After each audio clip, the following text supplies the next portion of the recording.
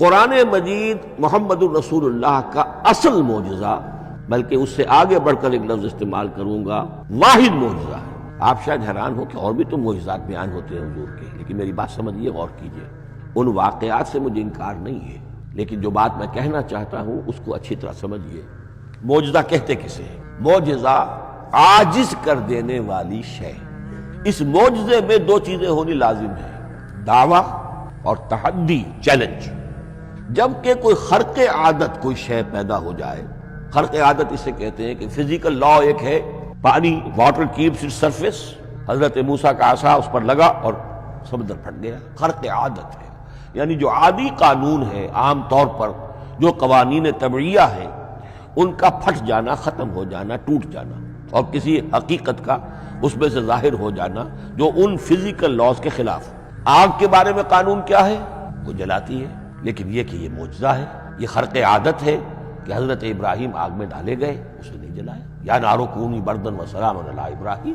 تو خرق عادت کو اب دو قسموں میں آپ سمجھیے۔ ایک خرق عادت وہ ہے جو دعوے کے ساتھ پیش کیا جائے، اپنی صداقت، اپنی رسالت کی حقانیت اور صداقت کے ثبوت کے طور پر، اور اس میں چیلنج کیا جائے کہ آؤ مقابلہ کر لو، وہ اس رسول کا اصل معجزہ ہوتا ہے۔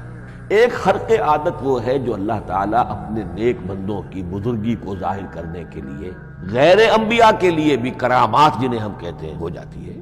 بہت سے صحابہ سے وہ کرامات ثابت ہیں۔ حضرت عمر رضی اللہ تعالیٰ عنہ کو شام کا میدان جنگ دکھا دیا گیا، یا ساریۃ الی الجبل کے الفاظ آپ نے فرمائے۔ ابھی تو ٹیلی ویژن کہیں نہیں تھا، ابھی یہ سارے وسائل و ذرائع موجود نہیں تھے۔ یہ خرق عادت ہے۔ غیر نبی کے لیے اسے ہم کہیں گے کہ یہ کرامات ہے۔ نبی کے لیے لفظ معجزہ اختیار کر لیا جاتا ہے، لیکن معجزہ اس کو نہیں کہنا چاہیے۔ اصل میں یہ بھی نبی کے لیے کرامات کے درجے کی شے ہے جو اس سے بلند ہے۔ معجزہ وہ ہے جسے کوئی نبی دلیل کے طور پر پیش کرے اور اس پر چیلنج کرے کہ آؤ اور مقابلہ کرو۔ مثلا حضرت موسیٰ علیہ السلام کو دو معجزے دیے گئے، اور اس میں سے جو سانپ بن جانا تھا لاٹھی کا، وہ معجزہ ہے جس پر چیلنج بھی آیا اور ساحروں سے مقابلہ بھی کیا، اور ساحر شکست کھا گئے، عاجز آ گئے۔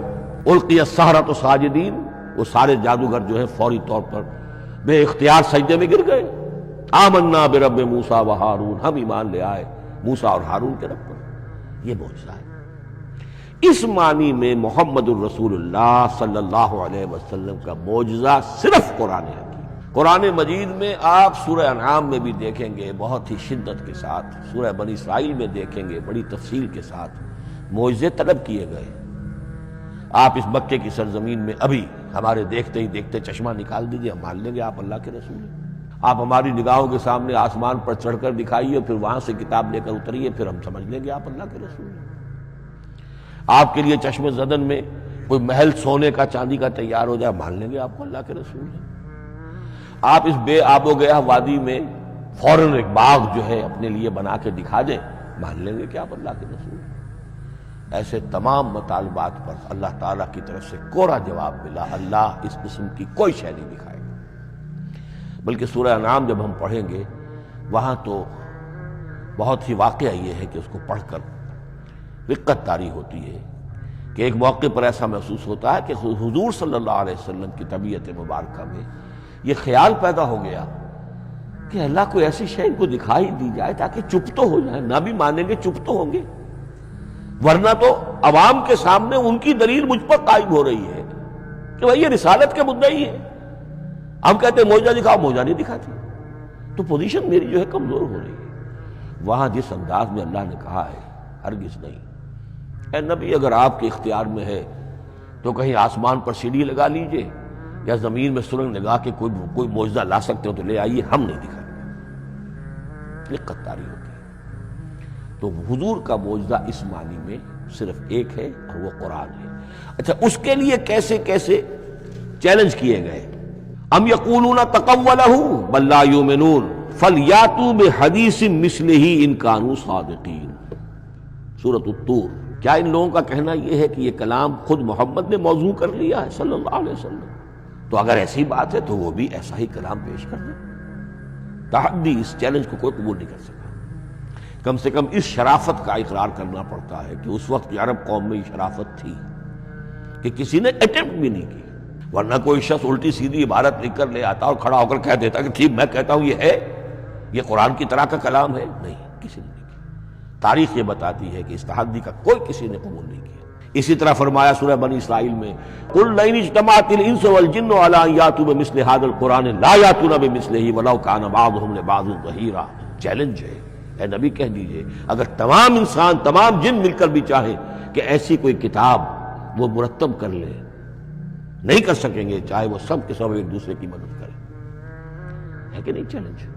اسی طریقے سے سورہ ہود میں فرمایا، اب اس کو کہتے ہیں برسبیل تنزل، پوری کتاب نہیں لا سکتے قرآن جیسی، چلو تو 10 صورتیں ہی لے آؤ.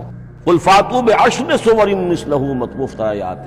اے کہیے نبی، سورہ ہود کی آیت نمبر 13 ہے، اس جیسی کوئی 10 صورتیں ہی لے آؤ. 114 نہ صحیح 10 صحیح. یہ بھی نہیں ہوا تو برسبیل تنزل اور سورہ یونس میں فرمایا قُلْ فَاتُوا بِسُورَةٍ مِّن مِثْلِهِ، ایک سورت ہی لے آؤ. اور اسی کو سورہ بقرہ کے 3 رکوع میں دہرایا گیا، وَإِن كُنتُمْ فِي رَيْبٍ مِّمَّا نَزَّلْنَا عَلَىٰ عَبْدِنَا فَأْتُوا بِسُورَةٍ مِّن مِّثْلِهِ وَادْعُوا شُهَدَاءَكُم مِّن دُونِ اللَّهِ إِن كُنتُمْ صَادِقِينَ. لیکن نوٹ کر لیجئے کہ کسی نے یہ جرأت نہیں کی، نہ قرآن کے اس دعوے کو چیلنج کیا، نہ کسی نے مقابلے کی کوشش کی، نہ کوئی اپنی کوئی تصنیف و تالیف یا اپنا کوئی کمپوزیشن لا کر اور یہ دعویٰ کر کے کھڑا ہوا کہ جمع کر لیجئے، منصف بلا لیجئے، کوئی کمیشن بٹھا لیجئے، میرا یہ کلام بھی بالکل ہم وزن ہے اس کلام کے.